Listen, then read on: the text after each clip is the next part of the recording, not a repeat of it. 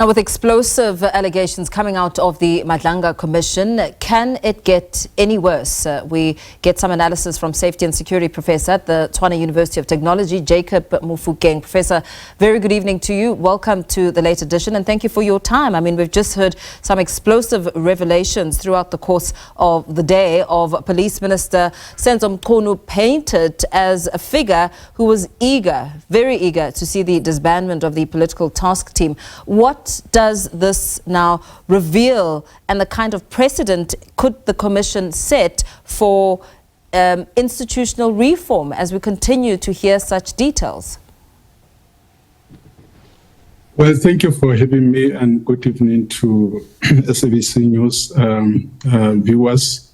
I wish to make a correction that I'm not associated anymore with Tshwane University of Technology. But then coming to your question, indeed, Masemola, said today that, given everything that has happened, there's a need then for minister's role, to be defined. It just pointed, a very bleak picture that those that we are trusted with, running, law enforcement as well as the security, criminal justice system of the country, could be found to be really wanting, and in terms of also how they brought their personal interest ahead of that of a country. We saw that how the, General Masemola also highlighted, how he has been undermined in subordination from General Sibiya in terms of how the minister allowed that kind of factionalism within the South African Police Service, where he will allow then Sibiya to report directly to him, and how then Sibiya will also undermine, the instruction of General Masemola in terms of, as a commander-in-chief, to be able to give him the direction. So this also indicates that has been, submitted that there is a really collusion within the high ranking of the South African Police Service, of which, well, in the past, whenever General Masemola will be asked about what was happening within crime intelligence, as well as, within other sectors of the police, he will, downplay these particular issues. But for him then to indicate that he met with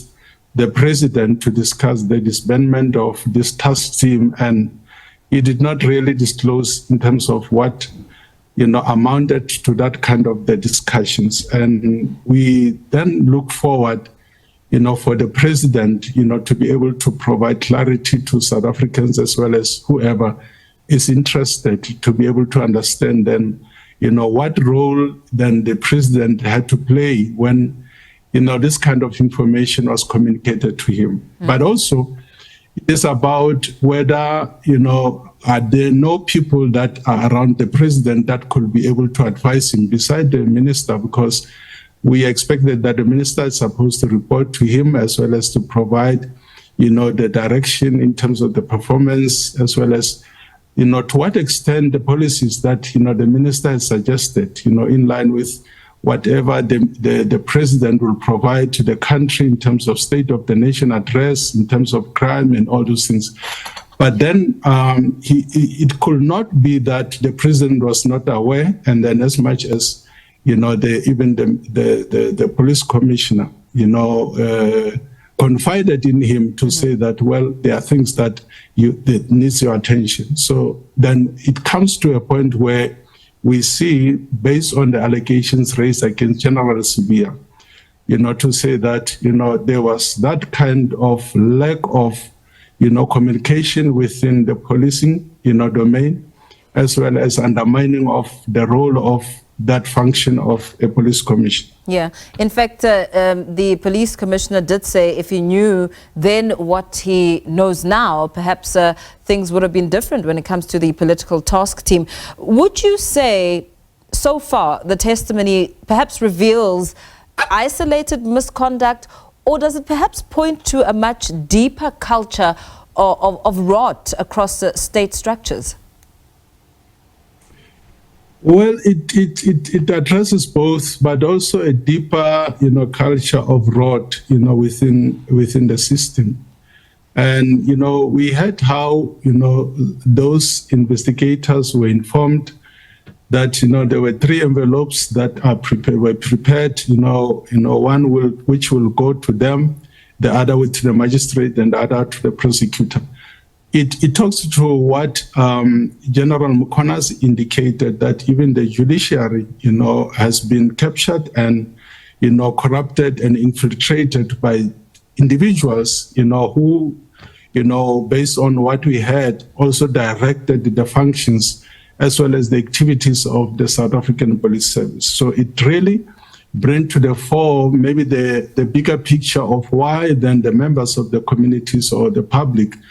then have lost so much trust, to be able to report crime as well as whatever that is happening within their communities, because these are the people that they normally come into contact with, probably the low-ranking police officials who might even maybe disclose their frustrations, because, if then those that are within the leadership seem to be fighting, they are creating, factionalism, then what do we expect then from those that are supposed then to execute those operations or the operational plan of the South African Police Service? As you make mention of the president's voice and ask really crucial questions about what his response was, how it could have come out, and whether, there was a response at all, can one then realistically expect the Commission's findings to withstand political pushback, more so as we look to previous examples about what transpired after commissions like the State Capture Commission of Inquiry? Well, I'm of the view that the president has to redeem himself because of, what happened with the previous commissions. We are talking now of Madlanga Commission, and we are talking about this task team that has to be, be confronted with the possibility of being dismantled. And we know that people have been argued in terms of the Zondo Commission as well as many other commissions. So if then he failed with this one, indeed, then, there have been narratives that we are really approaching a state where we can say it becomes a mafia state, then where, the deputies that are having such high profiles within, I'm talking about General Sibia, as it has been alleged, as well as the minister, they are colluding with individuals that are directing the activities as well as, cancelling or maybe taking control of certain case dockets, then we will be indeed approaching to the so-called mafia state, of which we cannot afford. And we are aware of the prevalence of, criminal networks. And then if then the president will fail based on the recommendations by this Madlanga Commission to implement, certain remedial, actions, then indeed, then history, of course, will judge him harshly. To say that he really he contributed to the ills of this particular country by inaction. Professor, let me thank you very much for your time. Safety and Security Professor Jacob Mofokeng, giving us some analysis about what has so far come out of the Madlanga Commission of Inquiry.